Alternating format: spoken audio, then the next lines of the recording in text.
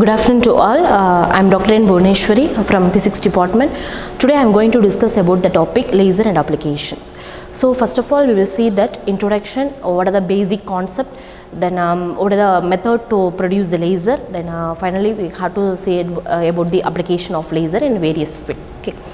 So first of all, in laser is acronym of laser is light amplification, stimulated emission of radiation. So in this past 50 years, the role of laser in optics level is enormously increases because of we have to use in various medical as well as the industrial field because we have to amplify the light by using the stimulated emission process only.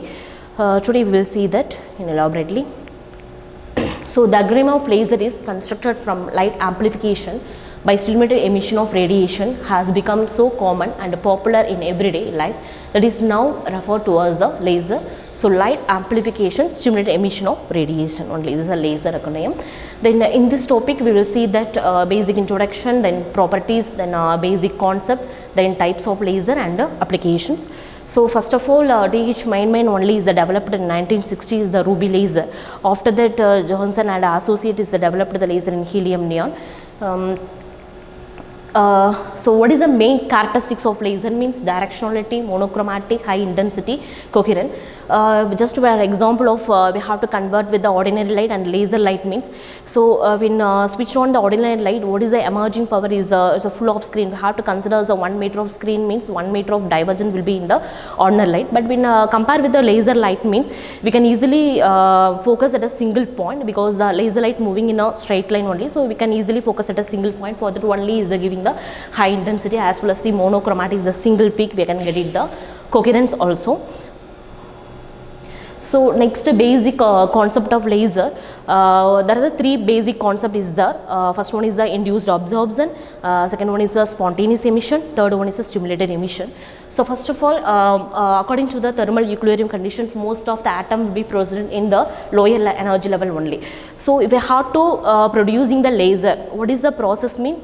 We have more number of atom in the higher level. After that, we have to trigger with another type of photon of energy. Then atoms, we have to push the atom from higher to lower level. There is a two emission process. But before that, we have to call it as the induced absorption means here ground level also we have to give the some photon of energy. Then atom absorb the some photon of energy and move to the lower to higher energy level. That is called as a induced absorption. Further only we are calling it as a induced absorption. Next, now the atom present in the higher energy level. So there is a two process. The atoms reach the higher to lower level. It was spontaneously. If we won't give any external force, the atoms move from higher to lower level. That is called as a spontaneous emission. In this way, we can get the ordinary light. So second process is when the atom in higher energy level, we have to push the atom. That means we have to trigger the atom some photon of energy. Then atom absorb the energy again come to the lower energy level. In a higher energy level is a metastable state because after the period of light time, so more number of time the atom will be present in the metastable state.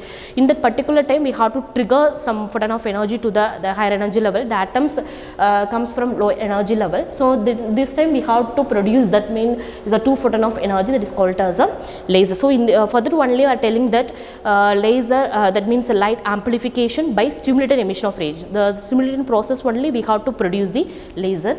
So next population inversion because we have to produce the laser mean more number of atom in the higher energy level. After that only we have to trigger that atom. So the method of approaching the lower to higher energy level, that means the N2 should be greater than of N1. What is the meaning of N2 means is the total number of atom in the higher energy level. N1 means total number of atom in the lower energy level. But we need the N2 should be greater than of N1. So N2 always should be greater than of N1. After that only we can get it the stimulated process will be occur. More number of atoms will be that means more number of photon of energy will be released. So this is the population inversion. Next, what is the meaning of pumping method? Mean the process of achieving more number of atoms. The method is called as a pumping method. Is a various method is there. Chemical method is like that. Then what is the types of laser mean? There are the 4 types. First one is a solid state laser. For example, ND ruby and ND glass laser. Then gas laser, helium neon, CO2 laser. Then argon laser. Liquid or dye laser means is a polymethylene dye like this. Then a semiconductor laser means the gallium arsenide as well as the indium phosphide laser. Then finally we will see the some of the applications of laser. Already I told that in character section itself we have the laser means is the high intensity. So if you have to focus in a particular point in a very long time, so we can easily using in the same process will be applicable in a engineering field. For example, welding, cutting, drilling, like this way we are using that. Then medical field mean, for example, is a laser bloodless surgery. So like this way we are using that military sites, then defense research. So these are all the some application of laser. Thank you.